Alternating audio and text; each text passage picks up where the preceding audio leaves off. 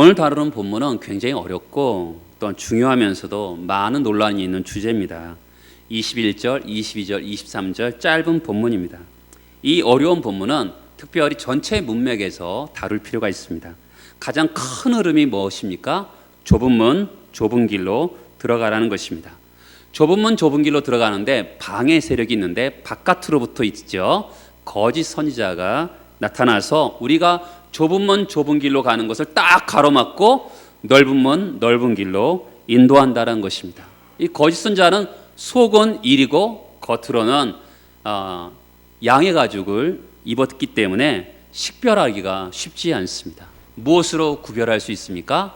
열매를 가지고 구별할 수 있는데 그 열매는 두 가지라고 말씀드렸죠. 그의 가르침과 그의 행실을 통해서 그가 거짓 선지자인지 참 선지자인지 구별할 수 있다고 말씀드렸습니다. 또한 좁은 문 좁은 길로 들어가는데 바깥으로서 오는 방해는 거짓 선지자라 그러면 우리 안에서 나타나는 방해가 있습니다. 나 자신을 스스로 속이는 것이죠. 자기 자신이 구원받지 못했음에도 불구하고 나는 구원받은 사람이야 이렇게 착각하고 살 수 있다는 것을 경고하고 있는 것입니다. 사람들은요 다른 사람 거짓 선지자에게 속을 뿐만 아니라 자기 자신에게도 자기 기만으로 속을 수 있음을 오늘 성경은 우리에게 말씀하고 있습니다. 천국에 들어가지 못하는 사람이 자기는 스스로 나는 천국에 들어갈 수 있어 이렇게 행동하는 것보다 더 큰 착각은 없습니다. 구원받지 못한 사람이 나는 구원받았어 이렇게 행동하는 것보다 더 큰 위험은 없습니다. 교회 예수 믿지 않는 불신자들은 아예 처음부터 나는 천국에 들어갈 생각이 없어 천국과 지옥이 어딨어 이런 사람들은 큰 문제되지 않습니다. 그러나 그들도요 심판의 때 지옥에 들어가서 놀랄 것입니다. 왜냐하면 전혀 지옥과 천국이 없다고 생각했는데 진짜 있었거든요. 그들도 어떻게 해요? 자기에게 속은 것입니다. 그렇죠? 없다고 생각했는데 진짜 있었기 때문에 자기가 자기에게 속아서 지옥을 가는 것입니다. 그러나 오늘 말씀은 예수를 믿는다라는 사람들에게 그리스도인이라는 사람들에게 전한 말씀입니다. 자기 스스로 예수 믿는 사람이라고 생각해서 나는 당연히 천국 갈 거야 이렇게 믿었는데 자신이 구원받지 못한 사람이 있다라는 것입니다. 얼마나 당혹스럽겠어요. 자신은 분명히 구원받은 그리스도인이라고 철석같이 믿었는데 최후의 심판대에서 예수님이 너는 불신자야 나를 믿지 않는 자야 이렇게 나를 배척하실 수 있다라고 경고하시는 것이죠. 자기 자신이 그리스도인이라고 믿었어요. 그런데 사실은 그리스도인이 아닌 것입니다. 이들은 그리스도인이 아님에도 불구하고 한순간도 나는 그리스도인이 아니라고 생각해 본 적이 한순간도 없는 거예요. 그런데 예수님이 보시기에는 그리스도인이 아닌 것이죠. 자신에게 속은 거죠. 나는 분명히 예수 믿는 사람이라고 생각했는데 예수님이 너는 구원받지 못한 사람이야 이렇게 자기 자신을 속을 수 있다고 이렇게 말씀하고 있는 것입니다. 여러분 외부의 저 거짓 선생은 무엇으로 구별할 수 있습니까? 열매로 구별할 수 있습니다. 그런 것처럼 오늘도 내가 구원받은 사람인지 열매로 구분할 수 있는데 그 열매가 무엇입니까? 21절에 보면 하늘에 계신 내 아버지 뜻대로 행하는 자가 열매인 것입니다. 성경은요 열매를 굉장히 강조하고 있습니다. 행위의 열매를 강조하고 있어요. 여러분 성경은 빌립보서, 에베소서, 또 로마서 모든 성경은요 진리를 얘기하면 꼭 교리를 얘기하면 삶, 행위에 대해서 균형 잡히게 이야기하고 있습니다. 빌립보서도 1장과 2장은 진리에 대해서 이야기한다면 3장과 4장은 행위에 대해서 분명하게 얘기하고 있습니다. 균형 잡히게 얘기하고 있어요. 제가 레위기 설교를 하면서 말씀드렸는데 성경은 큰 두 가지 맥이 있다고 말씀드렸습니다. 이신칭의의 교리, 믿으면 의롭다함 받는다, 믿으면 구원받습니다라는 교리가 분명히 있습니다. 그런가 하면 또 하나의 맥은 뭐냐면 성화, 거룩, 우리 인생의 행위, 순종에 대해서 말씀하고 있음을 성경은 말씀하고 있는 것이죠. 항상 열매는 입에 붙은 신앙 고백이 아니라 삶으로, 행위로 나타난다, 이렇게 말씀하고 있는 것이죠. 그 사람이 거짓 선지자인지 열매로 아는 것처럼 지금 이 사람은 열매로 보이는 게 있어요. 겉으로 보이는 게 뭡니까? 신앙 고백인 주여 주여, 이런 열매를 겉으로 보이고 있습니다. 또한 정통적인 신앙 고백했는데 그것이 열매가 아닐 수 있다는 것이죠.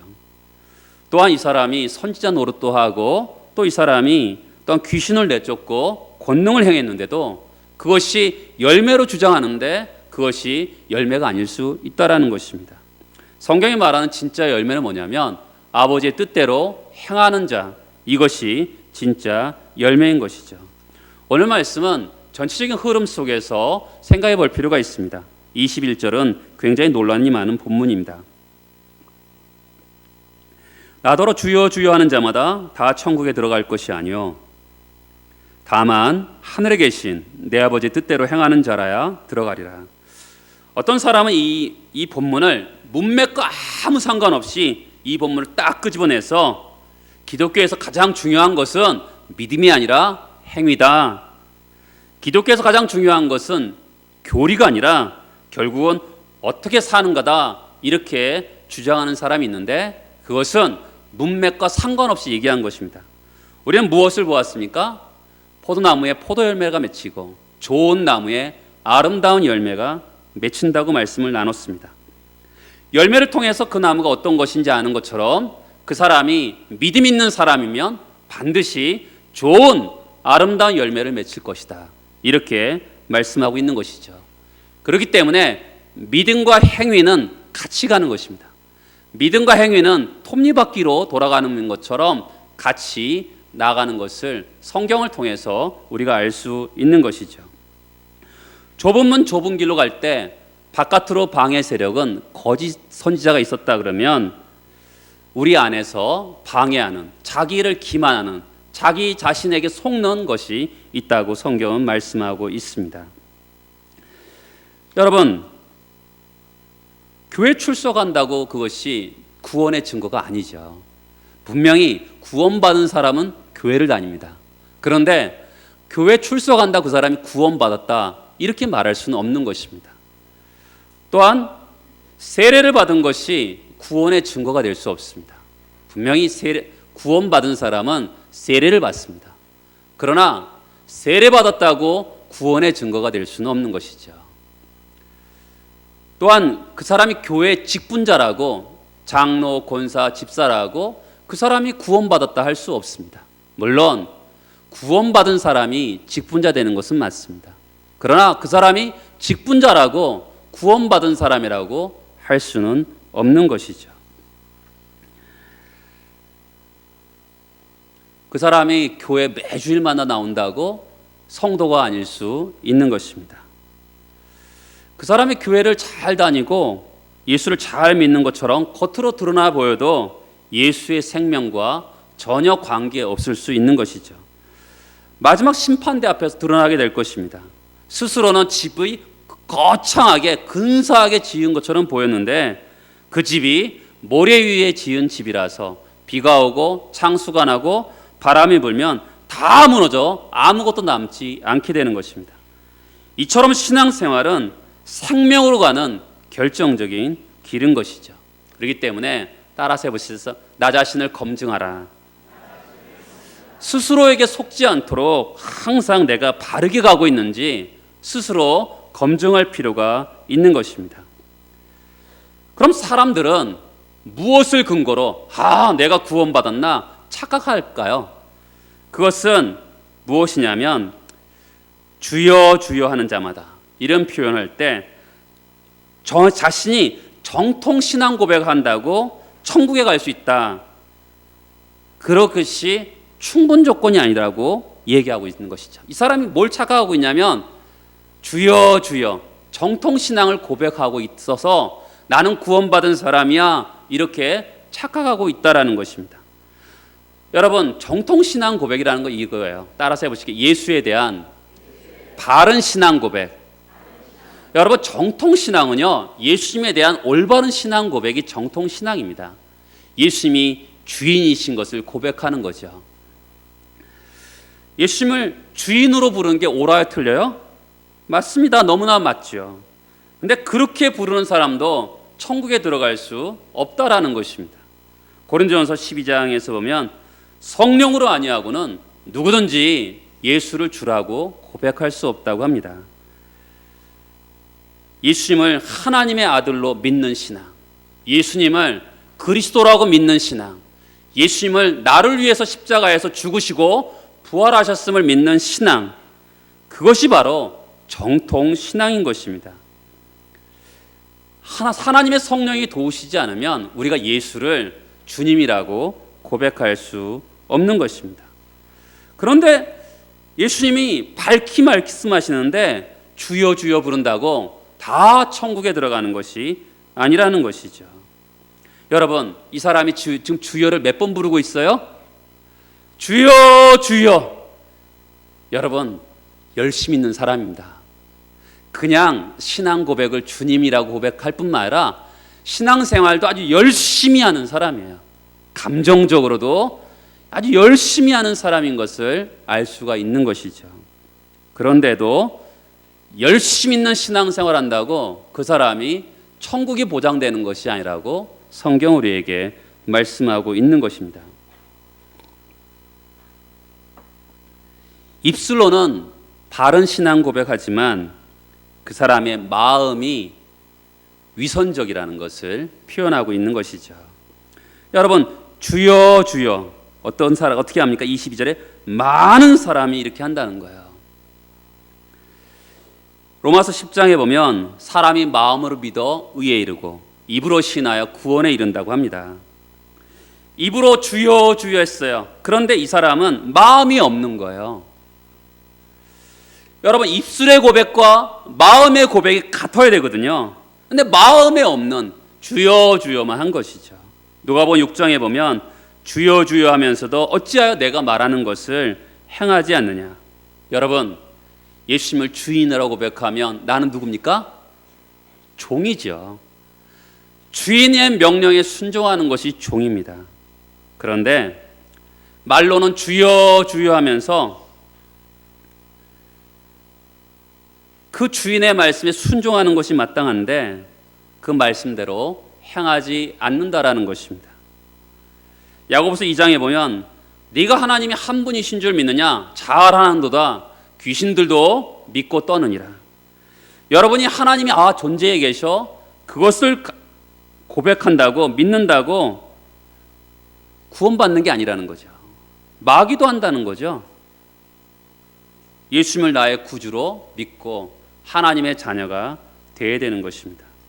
여러분, 입술의 고백이 마음의 고백이어야 된다는 것이죠. 바깥으로는 주여 주여 하는데 마음으로 전혀 변화가 없어요. 새로움이 없어요. 그러고도 고백할 수 있다는 것이죠. 지금 주여 주여라고 하면서 주님께 책망받는 이유는 정통적으로는 고백하지만 신앙 고백하지만 마음으로는 전혀 새로워지지 않았다는 것입니다. 마음이 새로워지지 않으니까 어떻게 돼요? 하나님 말씀에 하나님의 뜻에 자기를 굴복하지 않는 거죠. 겉으로는 전혀 정통적인 신앙 고백하는데 삶이 따르지 않는다라는 것입니다. 그런 사람은 구원받을 만한 믿음이라고 할 수 없다라는 것이죠. 인격의 중심에서 진정한 변화가 일어나서 예수를 향해서 주여라고 고백할 때 마음으로 믿은 거죠. 마음의 진정한 변화 속에서 나오는 입술의 고백, 그것이 진정한 구원받는 믿음이라고 우리에게 말씀하고 있습니다.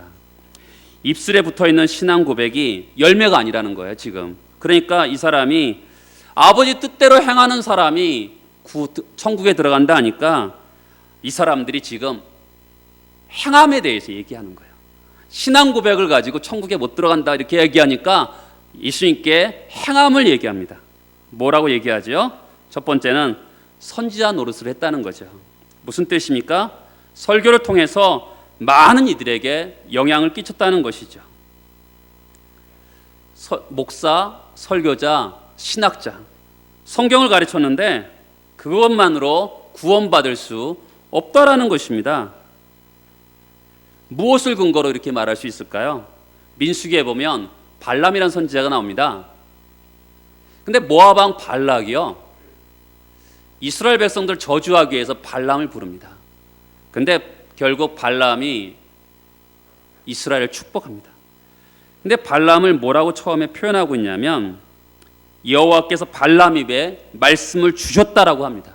그리고 민수기 23장에 보면 자기가 의인의 죽기를 원한다고 표현합니다. 그리고 하나님의 말씀을 듣는 자라는 표현을 해요.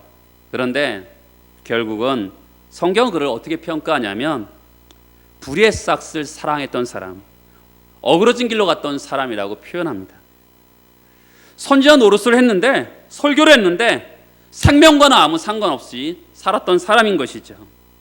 여러분이 저를 그렇게 보면 안 돼요. 그렇죠? 남에게 적용하면 안 돼요.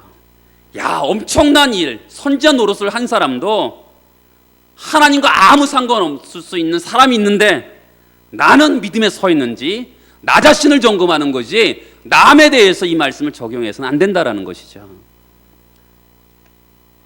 여러분, 기독교는요, 구원의 문을 통과하면 그 구원은 확실하게 보장이 됩니다. 그럼에도 불구하고 나 자신이 믿음에 서 있는지 검증해 보라는 것이죠. 한번 구원받으면요, 구원은 취소되지 않습니다. 우리는요, 한번 구원받은 사람은 지옥 갈 걱정할 필요 없고요, 심판받을 걱정할 필요 없어요. 더 이상 우리는 지옥 갈기 틀린 사람들입니다. 그런데 영원한 구원에 들어갔다 하더라도 나 자신이 정말 구원받은 믿음에 서 있는가 점검해보고 나 자신이 스스로 속지 말라는 것이죠. 이 사람들은 정통적인 신앙 고백을 했어요. 천국 간다고 생각했어요. 근데 못 들어간다는 거잖아요. 입술로는 고백했지만 마음에 진정한 변화가 없는 고백을 해서 못 들어간다고 성경은 이야기하고 있는 것이죠.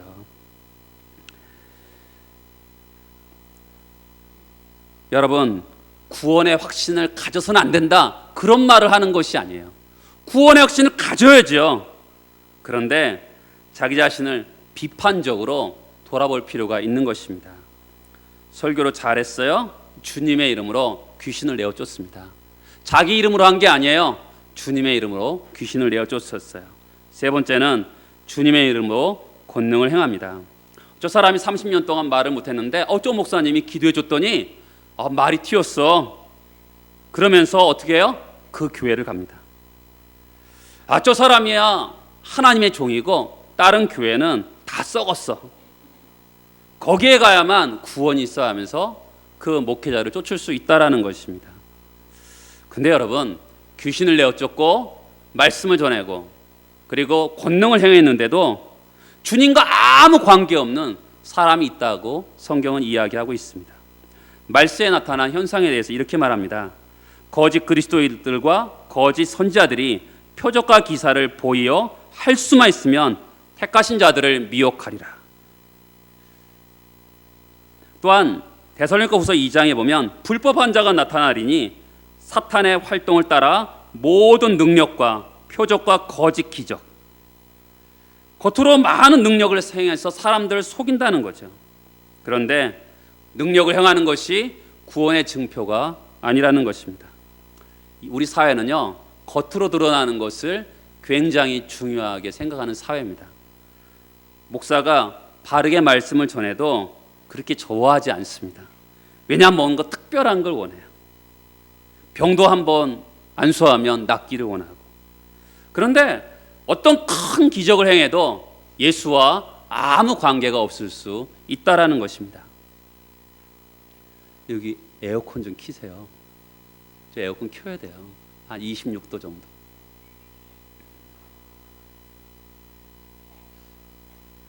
그러자 주님은 뭐라고 말씀하십니까? 23절에 보면 이렇게 얘기합니다. 그때 내가 그들에게 밝히 말하되 내가 너희를 도무지 알지 못하니 불법을 행하는 자들아 내게서 떠나가라. 그때는 언제냐면 마지막 심판의 때예요. 주의 이름으로 설교를 했고요. 사람들이 설교했더니 눈물을 펑펑 쏟네요. 주의 이름으로 권능을 행했습니다. 주의 이름으로 귀신도 내어 쫓습니다. 병도 고쳤습니다. 그런데 불법이라는 거예요. 하나님의 뜻이 아니라는 것입니다. 왜 불법일까요? 왜 불법을 행하는 자일까요? 그것은 추론해 볼 수 있어요. 여러분, 불법을 행하는 자들 앞에 뭐가 있습니까? 내가 너희를 도무지 알지 못한다. 뒤에 뭐가 있습니까? 내게서 떠나가라. 이렇게 되어 있습니다. 왜 그들이 불법을 행하는 자냐면, 불법을 행하는 자가 되지 않기 위해서 어떻게 해야 되냐면, 따라서 해보시겠어요? 하나님과 바른 관계를 지속해야 된다. 지금 뭐냐면, 신앙이 제일 중요한 핵심은 뭐냐면, 예수 그리스도께서 나를 위해 십자가에 죽으시고 부활하셨습니다. 그분을 제일 사랑하는 것이 신앙의 핵심이라는 것이에요. 그럼 부활하신 그 주님을 사랑하면 어떻게 돼요? 그분과 동행하게 되는 것입니다. 물을 떠난 고기가 혹시 산다 해도 예수 떠난 이 몸은 사는 법이 없는 것이죠. 여기 보면 내가 너희를 도무지 알지 못한다는 게 뭐예요? 하나님과 아무 관계없이 살았다는 거죠. 기적을 행했어요. 능력을 행했어요. 말씀을 전했어요. 근데 불법이었습니다. 하나님의 뜻이 아니었어요. 왜요? 하나님과 관계없이 내가 너희를 모른다는 거예요. 그 사람은 주님을 위해서 일한 것 같은데, 주님을 위해서 산 것 같은데 내가 너희를 모른다. 왜요? 그가 하는 일에 예수가 없었습니다. 내가 너희를 도무지 알지 못한다. 정작 이들에게 뭐가 없어요? 예수가 없는 거예요. 예수 이름을 사용했습니다. 겉으로 보기에는 종교적인 일을 행했어요. 그런데 예수와 아무 관계없이 능력을 행하고, 예수와 아무 관계없이 말씀을 전하고, 예수와 아무 관계없이 귀신을 쫓아냈다는 거죠. 뭐가 빠진 겁니까? 주님과 동행하는 가장 중요한 신앙의 중추가 빠져버린 거죠. 헛개비가 된 것입니다. 그래서 어떻게 해요? 내게서 떠나가라. 너희들 지금까지 나랑 아무 상관없이 살지 않았냐? 떠나서 살지 않았냐? 내게서 떠나가라. 지옥에 가라는 거죠.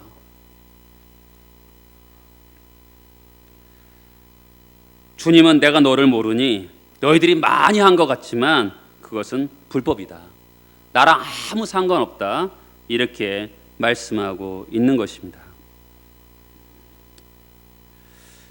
한번 주님 앞에 거듭난 사람은요, 영원히 버림받지 않습니다. 그렇지만 성경은 두렵고 떨림으로 너희 구원을 이루라. 이렇게 말씀하고 있습니다. 구원이 확정됐지만 자기 자신을 스스로 점검하라는 것이죠. 어떤 분들은 신앙은 나를 보지 말고 예수만 바라봐. 이렇게 말하는 분들이 있습니다. 분명히 예수를 보고 의지하고 예수를 붙잡는 것이 믿는 생활 맞습니다. 그러나 주님을 바라보면서도 또 나 자신을 점검할 필요가 있는 것이죠. 진실한 성도는 내가 믿음에 서 있는지 나 자신을 돌아볼 필요가 있는 것입니다. 고린도후서 13장에 보면 너희는 믿음 안에 있는가? 너희 자신을 시험하고 너희 자신을 확증하라. 너희 안에 계신 주를 너희가 스스로 알지 못하느냐? 바른 믿음에 서 있는지 확증하고 예수께서 너희 안에 계신지 한번 알아보라는 것이죠. 그렇지 않으면 버림받은 자라는 것입니다. 여러분, 그럼 천국에 도대체 누가 들어가죠?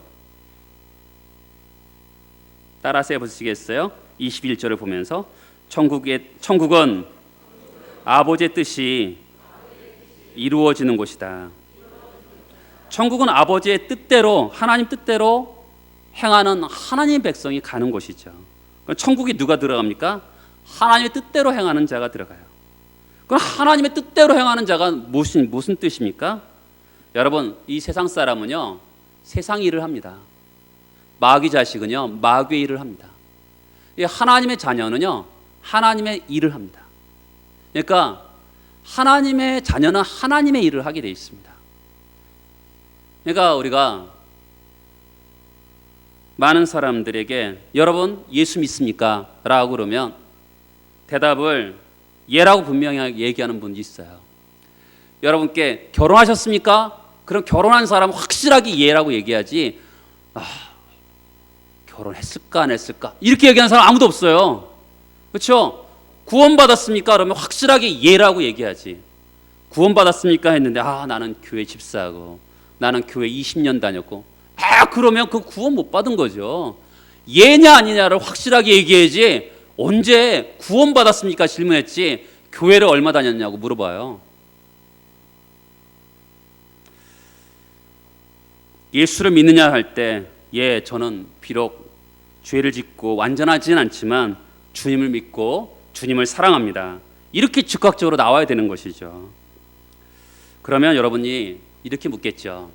아니 목사님, 분명히 은혜로 구원받는다 했는데 어떻게 성경에 오늘 말씀 보면 행위로 구원받는 것 같습니다. 이렇게 질문을 던질 수 있습니다. 그러나 여기서 아버지 뜻대로 행하는 것은 구원의 전제 조건이 아니에요. 행위로 조건돼서 행위가 공로가 되어서 행위가 자격이 되어서 천국에 들어갈 수 없는 것이죠. 그러면 이 행위는 뭘까요? 우리가 행위로 하나님 만족시킬 수 있을까요? 제가요 저희 아내랑 결혼해서 20여 년 이상을 살았습니다. 제가 저희 아내 사랑합니다. 근데 제가요 저희 아내 한 명 만족시킬 수 없어요. 제가 우리 성도들 제가 여러분들을 다 만족시킬 수 없습니다. 제가 뭘 해도 마찬가지입니다. 근데 저의 행위로요 하나님을 만족시킬 수 있겠습니까? 제가 뭘 한다고 하나님 만족시킬 수 있겠어요?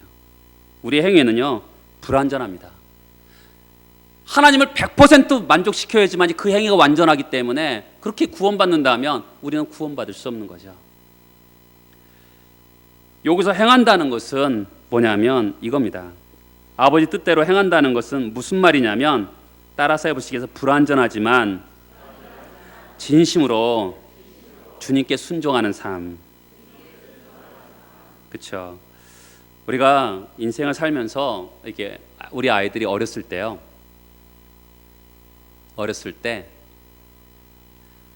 어버이날이라든지 그림을 그려와요. 피카소 그림 같지는 않습니다. 그런데 우리 엄마 아빠가 그들을 사랑했기 때문에 그들의 사랑의 표현으로 이 그림을 그릴 때 너무나 이쁘죠. 하나님은 우리에게 어떤 세계적인 명화와 같은 완성품을 우리에게 요구하지는 않습니다. 하나님은 세상이 놀랄 만한 우리가 행위를 원하시는 것도 아닙니다. 우리가 넘어지지만 또 포기하고 싶고 어쩔 수 없다. 난 안 되는 인간이야. 이러면서 부정적으로 말하지 말고 성령님 도와주세요. 하나님 제가 말씀대로 기필코 살아내겠습니다. 이렇게 마음을 드리는 그런 순종을 원하시는 거죠. 그렇죠? 하나님 앞에 그런 마음을 담아서 주님 저 부족합니다. 또 넘어지면 또다시 주님 인간이 이 정도밖에 안 됩니다. 그렇지만 성령님 도와주세요. 성령님을 또 의지하고 다시 일어나서 주님 말씀대로 제가 살아보겠습니다. 주님 나를 도와주옵소서.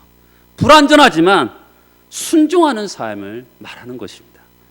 여러분 지금 한국 사회는요 다른 것을 원하지 않아요. 예수 믿는 사람들이 말씀대로 사는 사람이 되기를 원하는 것입니다. 그런 사람들이 교회에서 나와서 이 사회를 깨끗하게 해주고 이 사회를 맑게 하기를 원하는 것이 이 사회의 소원입니다. 그런 사람들이 나오기를 원하는 거예요.